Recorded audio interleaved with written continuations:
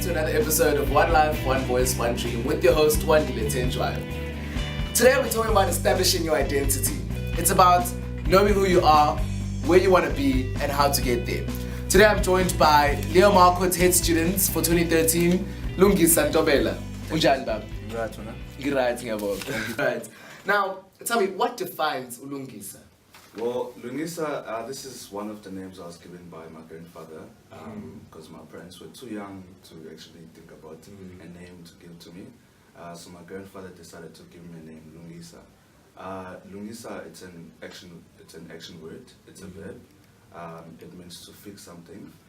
Basically, Lungisa is defined. Like Lungisa is someone who's more about actions rather than words. I believe in words, I believe in ideas, but I believe that the most important thing is for us to execute those ideas. Because many people have discipline of sitting down and discussing, having panel discussions, but the discipline of action is what's needed now. So Lungisa is someone who believes more in actions than in words. I think that's what defines Lungisa. Yeah. Now tell me, do you then take that definition of your name and sort of incorporate it into your life and everything you do? And is that like the motto you live by? Yes, I would say that's the motto that I live by. Because for people to see your actions or maybe your ideas, the ideas that you have, you need to be able to execute them. Because the minute you talk about them and never execute them, they'll just remain there, you know. Many people have went to the grave without actually executing what they had in their minds. That's true. You know? So I believe that each and every idea that I have and which I believe that is great, and the minute I share it with my friends and I found good, positive response from them, then I usually execute it. Yeah, that's good, man. Now, one of the things that you did was you ran for head student of Leo Marquardt, and you won. You were a head student of Leo Marquardt. Where did that courage come from? How did you do that? Well, that's a long story because I will have to go back to who I was in high school and what did I see myself as in university. Well, in high school I was someone you would call a bookworm. Someone was always in his books. Nerd. You know, like I wasn't involved in any lot of things at school. I was just focusing on myself. I was doing me, you know. So when I got to varsity, before I even got to varsity, I'm someone who likes thinking ahead. I told myself, I don't want to continue like that. You know, if I'm still going to the workplace, I need to be able to be a sociable person. I need to definitely. be able to, it's true. you know, not only think about myself, but also be able to think about other people. When I got to varsity, I told myself I'm gonna be involved.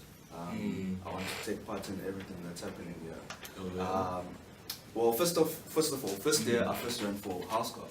How is it? First year was this? First year was 2010. Yo, Yeah. deep. So That's deep, this is my fourth year in UCT. 2010, I ran for house club. I got 33 votes. Yo. Out of house club. How many people live at Leo Marquardt? Think about I'm counting myself in 2019. So 33 out of 2019. That must have been a blow to you, eh? It was deep. I remember I woke up the next day, my pillow was wet. I was crying. Because you cried all that. Yeah, I can be emotional sometimes. Yeah, it's intense. Yeah. But then I told myself that I didn't want to give up. You know, I never believed in giving up, and I'm a very competitive person. So I the minute I lose, it's the minute I ask myself, where did I go wrong? Yeah, how can I improve? You know, go crazy. So I ran again the following year.